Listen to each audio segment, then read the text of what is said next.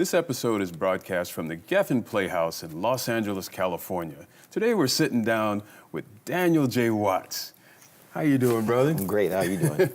You're currently performing in Lights Out, Nat King Cole. Yes. And you're playing the phenomenal role of Sammy Davis Jr. My goodness, brother. What was I thinking?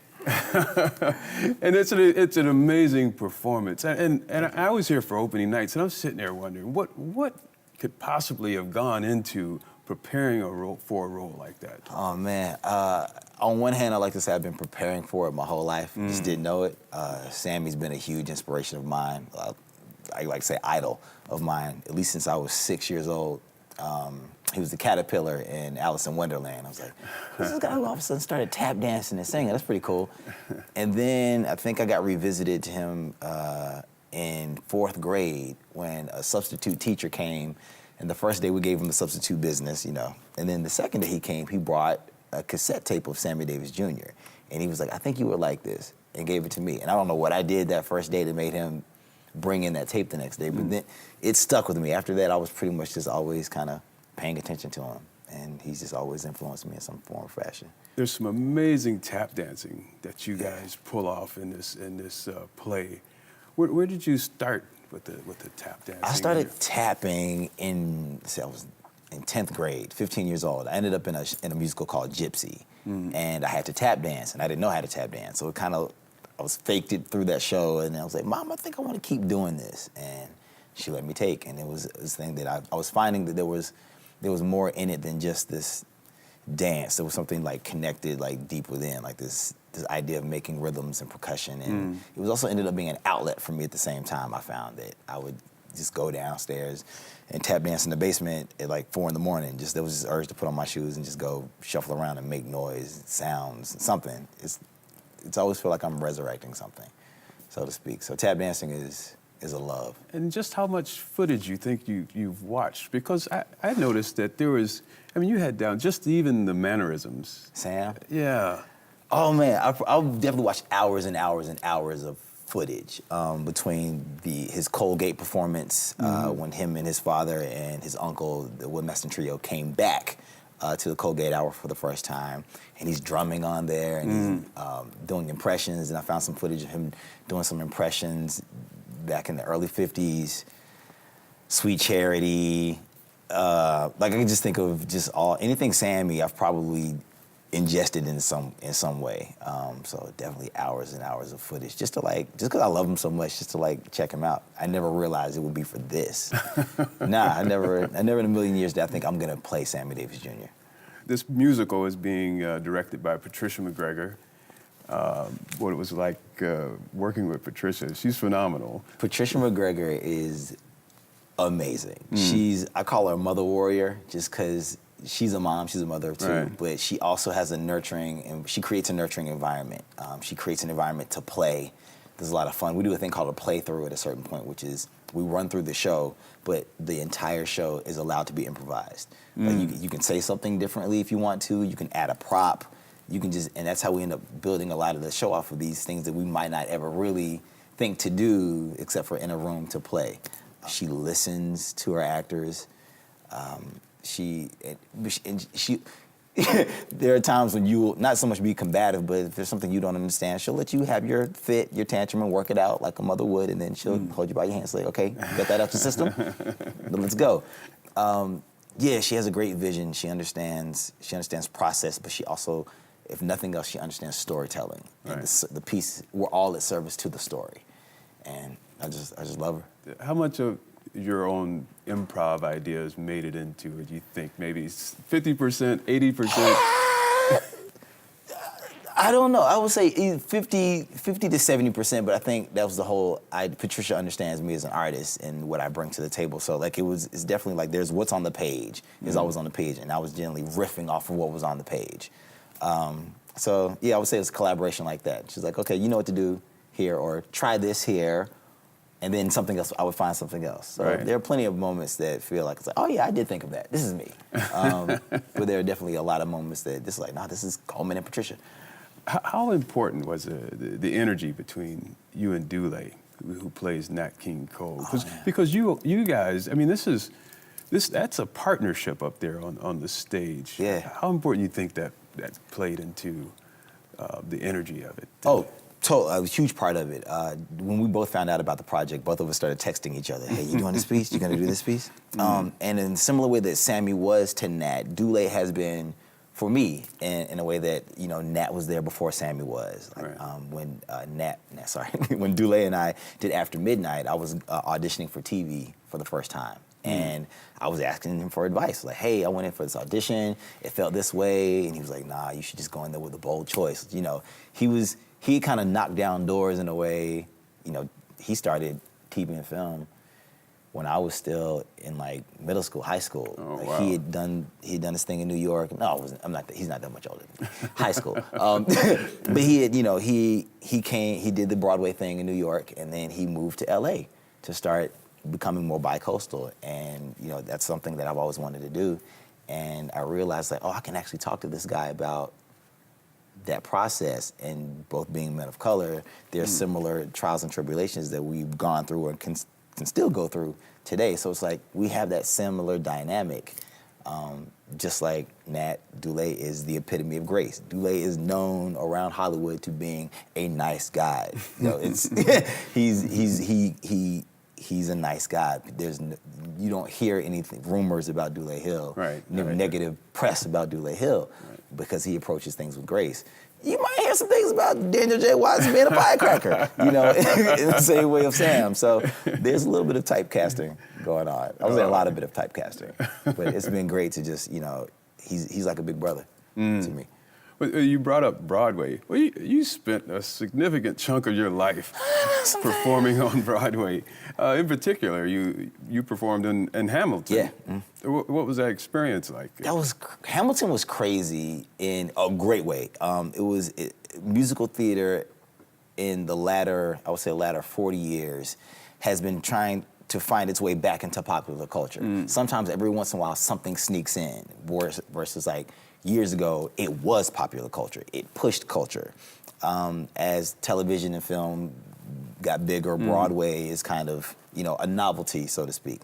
Hamilton and Lynn specifically figured out a way to crack that code that it became this thing that nobody was ready for. Like it's a global phenomenon. And one of the things about that is, like, in the same way of working at Disney World, there are people who work at Disney World and there are people who go to Disney World. And I think the people who come to Disney World forget that the people who work at Disney World, they work there. This is my job. It's fantastic. You know, Prince is throwing us parties before, you know, a month before he passes away. The Obamas just came through. You know, it's all these different things are happening, but it's also 3 hours of a job. It's work. It's fun, but it's work. But also being a part of, like, theatrical history, and American history is something you can't put a price tag on that. Like, you can't value that. Right. It's or evaluate that. Yeah. And so you made your way to television as well. The Last OG. Yeah. She's Gotta Have It, that TV series. But there's something that calls you back to the stage, though. So since you've done both now, what is it with the stage that speaks to you? The thing about stage is that there's this immediate, automatic partnership that you have with the audience. There's an agreement, you know. There's an agreement that we have to this moment, to this time, and you also understand this is live theater. Something might go wrong here. You know, we don't have the option to say, you know what, cut, let's do that again and, like, splice it together and put together this perfect polished thing. There's this element of, like, oh wow, this is happening before my very eyes. You know, and there's a lot of work that goes into that. Not to say that that work doesn't go into TV and film, but, you know, it's precarious. There's a risk involved that I think, you know, when it's done right, it can be really, really exhilarating. Could you think of a moment where you kind of had a close call, or maybe you had to work and play through? I know that I've seen some mistakes happen, but Sure. The actors are like, pick it back up. And... Yeah, that happens all the time. The beauty is when you don't know, when the audience doesn't know. Right. But I've had times where like I've been in the middle of a tap solo and then been legs up, because something happened. And my legs are in the air, and you just have to figure out how to get your legs back, your feet back underneath you. Words will leave you. Just something about the repetition, or if you just get off, if you let something distract you for a second, those words will leave you, and you have to find your way back. And sometimes that's fun or not fun, depending on the story you're trying to tell. But it's always that. There's always this thing. So, being on a stage with others is one thing, but you've done a one-man show, storytelling. Talk about that, because that's a little different. You're on the spot and there's no supporting actors or anything. There's no help. I have a show called The Jam.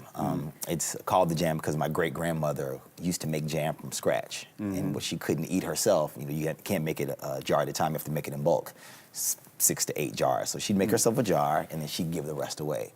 So for me, I've been writing stuff, raps, poems, stream of consciousness since I was like 13, just as an outlet for myself. And over time, I just accumulated all this material, and I was like, I got to do something with it. It's just rotting, so to speak. Right. And there's a line from a show called Jelly's Last Jam, which it's really weird how all this is connected. Gregory Hines played Jelly Roll Morton in this show on Broadway. And there's a line that says, "We're jamming with Jelly tonight." And that line was that we danced to that song in the very first recital that I tap danced in.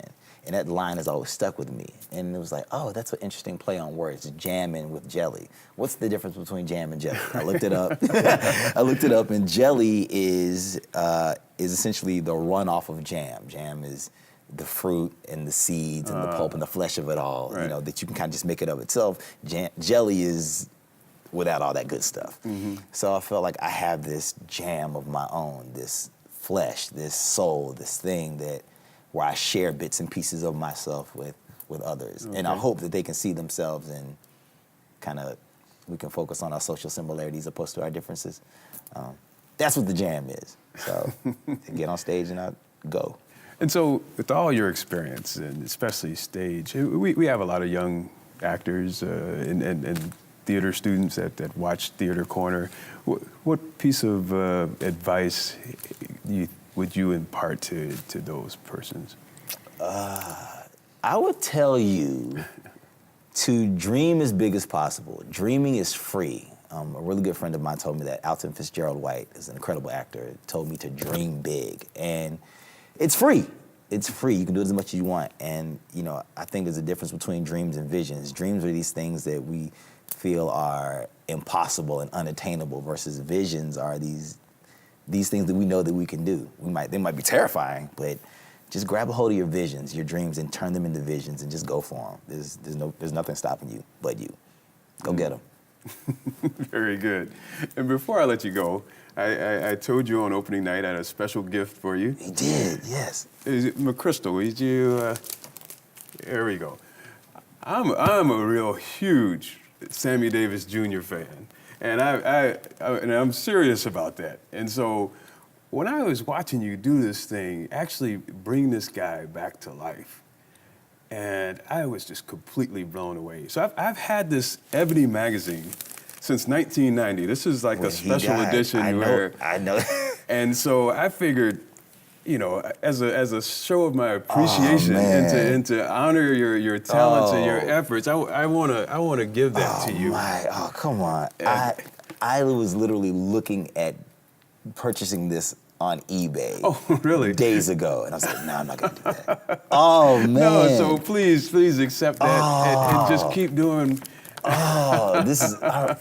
I really appreciate you and appreciate your talents. And so what you're doing up there is, for old heads like myself, it's phenomenal. You got me with this one. I don't even want to touch it good. I want to put it back in the plastic. Thank you. Okay. Thank you. And thank you for taking out time to visit us here in Theater Corner, and the best to you for the rest of the run of the show, Lights Out. Thank you very much. All right, then, brother. Well, please keep doing what you're doing. I absolutely love it. and hold on to that. And thank you, viewers, for tuning in to another episode of Theater Corner, and we'll see you next time.